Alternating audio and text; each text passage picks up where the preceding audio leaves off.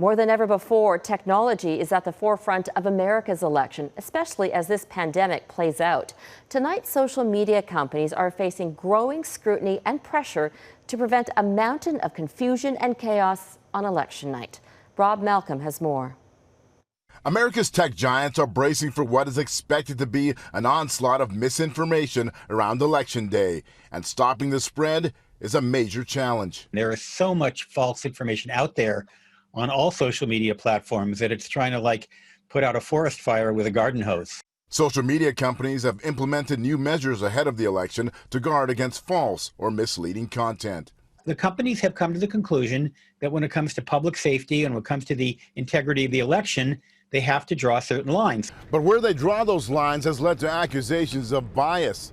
Twitter's decision to block a controversial New York Post story about Hunter Biden led to a backlash, especially among Republicans. Thank you very much. On Wednesday, the CEOs of Facebook, Twitter, and Google got a grilling at the U.S. Senate Commerce Committee. Mr. Dorsey, who the hell elected you and put you in charge of what the media are allowed to report and what the American people are allowed to hear? I hear the concerns and acknowledge them, but we want to fix it with more transparency. It was a contentious hearing meant to focus on a law that protects the ability of tech companies to moderate content. It's a real difficult situation for these companies because they don't want to be accused of censorship.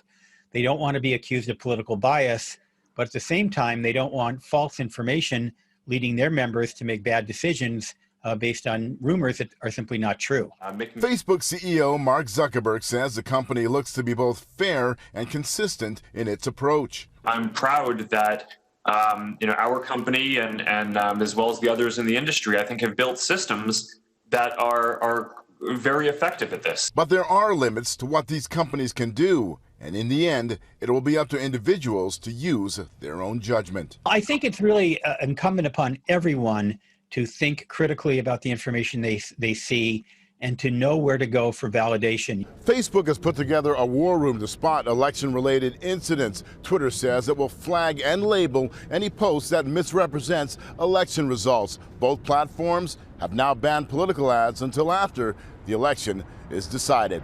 Rob Malcolm, Global News, Sacramento.